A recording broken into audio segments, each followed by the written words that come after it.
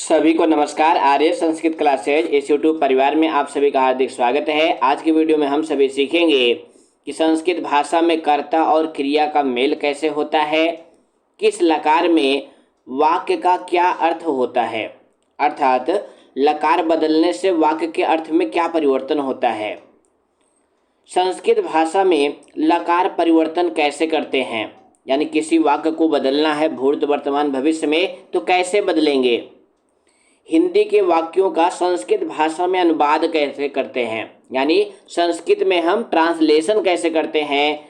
इन सब प्रश्नों का उत्तर आपको इस वीडियो में मिलेगा। तो प्लीज़ बच्चों, नए हैं तो चैनल को सब्सक्राइब करो और वीडियो पसंद आए तो इसे लाइक भी करो। देखो बच्चों, संस्कृत भाषा में वैसे तो लकार 10 होते हैं, किंतु 12वीं तक बच्चों को केवल 5 लकार पढ़ाया जाता है। 5 लकार कौन कौन से? पहला है लट लकार वर्तमान कालः, यानी लट लकार वर्तमान काल का बोधक होता है। दूसरा है लिरिट लकारः भविष्य कालः। तो आप लट लकार और लिरिट लकार में देखिए थोड़ा सा अंतर है, ये लट है और ये लिरिट है, यानी इसमें री की मात्रा है, इसमें छोटे आ की मात्रा है। तो लकार पहचानने में, क्योंकि कई बार ऑब्जेक्टिव टाइप का प्रश्न आता है कि इसमें लकार कौन सा है, तो लट लकार वर्तमान काल का बोधक होता है, लिरिट लकार भविष्य काल का बोधक होता है। तीसरा है लंग लकारः भूतकालः, यानी लंग लकार भूतकाल यानी पास्ट टेंस में लगता है। चौथा है लूट लकारः आज्ञा या अनुमति, यानी किसी को आदेश देना होता है या निवेदन करना होता है तो उस वाक्य को संस्कृत में बनाने के लिए लोट लकार का प्रयोग करते हैं। पांचवा है विधिलिंग लकारः, यानी संभावना या चाहिए के अर्थ में, जो इंग्लिश में शुड कुड कैन में आदि पदों को लगा करके वाक्य बनाते हैं, उसी तरह का वाक्य बनाने के लिए संस्कृत में विधिलिंग लकार का प्रयोग होता है। अब संस्कृत में आप देखेंगे कि हर लकार में 9 क्रियापद होते हैं। कितने होते हैं? 9। तो इस वीडियो में हम आपको पठ धातु का रूप सिखाएंगे, क्योंकि जब से आप संस्कृत पढ़ना शुरू करते हैं तो सबसे पहले आपको पठ धातु ही पढ़ाई जाती है। तो पठ धातु के वाक्य कैसे बनेंगे, कर्ता और क्रिया का मेल कैसे होगा, ये सब हम सीखेंगे।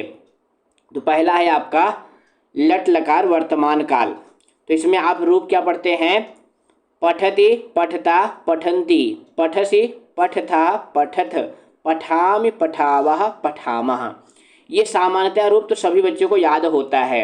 अब कर्ता और क्रिया का मेल कैसे करते हैं, देखिए सः पठति तौ पठतः ते पठन्ति, त्वं पठसि इवां पठतः यूयं पठथ, अहं पठामि आवां पठावः वयं पठामः। अब ये तो हो गया कर्ता और क्रिया का मेल। अब इन वाक्यों का हिंदी अनुवाद क्या होता है, क्योंकि कभी कभी हिंदी वाक्यों को संस्कृत में बदलना होता है, तो इनका अर्थ भी देख लेते हैं। तो जैसे पहला है सः पठति, अब इसका क्या अर्थ होता है? वह पढ़ता है। तौ पठतः, वह दोनों पढ़ते हैं। ते पठन्ति, वह सब पढ़ते हैं। त्वं पठसि, तुम पढ़ते हो। इवां पठथः, तुम दोनों पढ़ते हो। यूयं पठथ, तुम सब पढ़ते हो। अहं पठामि, मैं पढ़ता हूँ।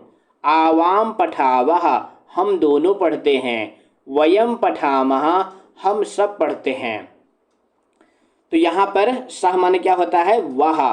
तो माने वह दोनों, ते माने वह सब। तुम को संस्कृत में क्या कहते हैं? त्वम, इवाम तुम दोनों, यूयम तुम सब, अहम मैं, आवाम हम दोनों, वयम हम सब। तो आप कॉपी में इसको इसी तरह से लिख लें, क्योंकि मान लो पेपर में आ गया वह पढ़ता है, तो आप ट्रांसलेशन क्या लिखोगे? सः पठति। इसी तरह से तुम पढ़ते हो तो क्या होगा? तुम पठसि, मैं पढ़ता हूँ। अहम पठामि।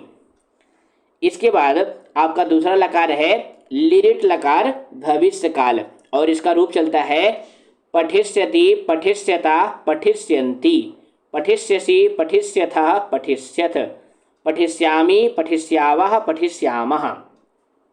अब इसमें भी हम कर्ता को जोड़ेंगे तो कर्ता वही है सा तौ ते, त्वम इवाम यूयम, अहम आवाम वयम। अब हमारा वाक्य क्या तैयार हो गया, सह पठिष्यति। अब इसका अर्थ क्या होगा, वह पढ़ेगा। तौ पठिष्यतः वह दोनों पढ़ेंगे, ते पठिष्यन्ति वह सब पढ़ेंगे, त्वम पठिष्यसि तुम पढ़ोगे, इवाम पठिष्यथः तुम दोनों पढ़ोगे, यूयम पठिष्यथ तुम सब पढ़ोगे, अहम पठिष्यामि मैं पढ़ूंगा, आवाम पठिष्यावः हम दोनों पढ़ेंगे, वयम पठिष्यामः हम सब पढ़ेंगे। इसके बाद आपका तीसरा लकार है लंग लकार भूतकाल और इसका रूप चलता है अपठत अपठताम अपठन, अपठः अपठतम अपठत, अपठम अपठाव अपठाम। अब ये रूप थोड़ा सा बच्चों को कठिन पड़ता है। इसकी पहचान का तरीका क्या है, सभी क्रियापदों आप देख रहे हैं सबसे पहले क्या है आ, तो जिस भी क्रियापद में आ मिल जाए तो समझ जाना वो कौन सा लकार होगा, लंग लकार भूतकाल। और बच्चे गलती कहाँ करते हैं, ये देखिए प्रथम पुरुष के एक वचन में और मध्यम पुरुष के बहुवचन में केवल हलंत का अंतर है। यहाँ देखो हलंत लगा है और यहाँ हलंत नहीं है, तो इसका भी आपको ध्यान रखना है। अब फटाफट कर्ता को जोड़ लेते हैं, सह तौ ते, त्वम इवाम यूयम, अहम आवाम वयम। अब हमारा वाक्य क्या तैयार हो गया, सह अपठत। अब इसकी हिंदी क्या होगी, वह पढ़ता था, तौ अपठताम वह दोनों पढ़ते थे, ते अपठन वह सब पढ़ते थे, त्वम अपठः मैं पढ़ता था।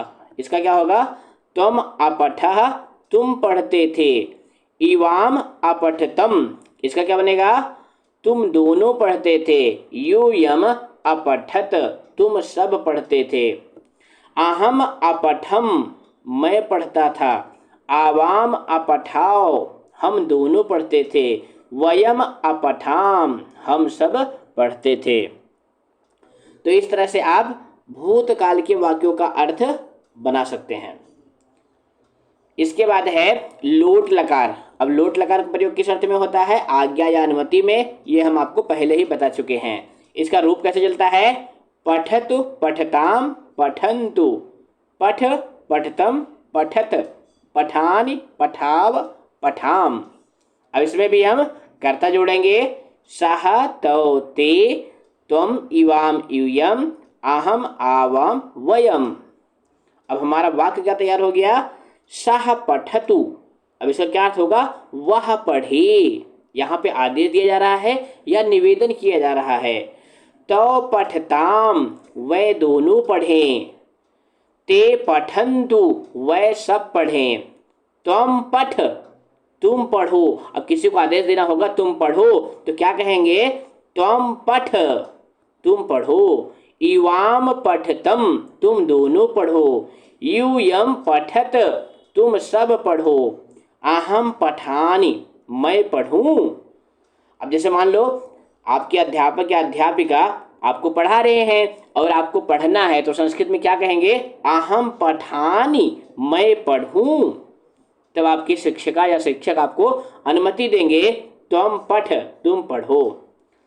आवाम पठाओ तो इसका हिंदी क्या होगा, हम दोनों पढ़ें, वयम पठाम हम सब पढ़ें। इसके बाद आपका अंतिम लकार है विधिलिंग लकार।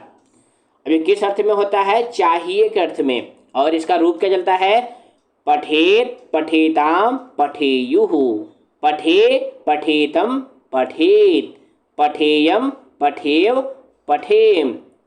अब कर्ता जोड़ेंगे, सह तौ ते, त्वम इवाम यूयम, अहम आवाम वयम। अब हमारा वाक्य क्या तैयार हुआ, सह पठेत। ये प्रथम पुरुष एक वचन का वाक्य क्या बना, सह पठेत। अब इसका हिंदी अनुवाद क्या होगा, उसे पढ़ना चाहिए। ध्यान देना, उसे पढ़ना चाहिए। अब इसका ट्रांसलेशन क्या होगा, सह पठेत। बहुत आसान होता है संस्कृत से हिंदी से संस्कृत बनाना, बस आपको लकार की पहचान होनी चाहिए, किस लकार में कौन सा अर्थ आएगा। तो उसे पढ़ना चाहिए, तो क्या हो जाएगा? सह पठेत। तव पठेताम, उन दोनों को पढ़ना चाहिए। ते पठेयुः, उन सब को पढ़ना चाहिए। त्वम पठे, तुम्हें पढ़ना चाहिए। इवाम पठेतम, तुम दोनों को पढ़ना चाहिए। यूयम पठेत, तुम सब को पढ़ना चाहिए।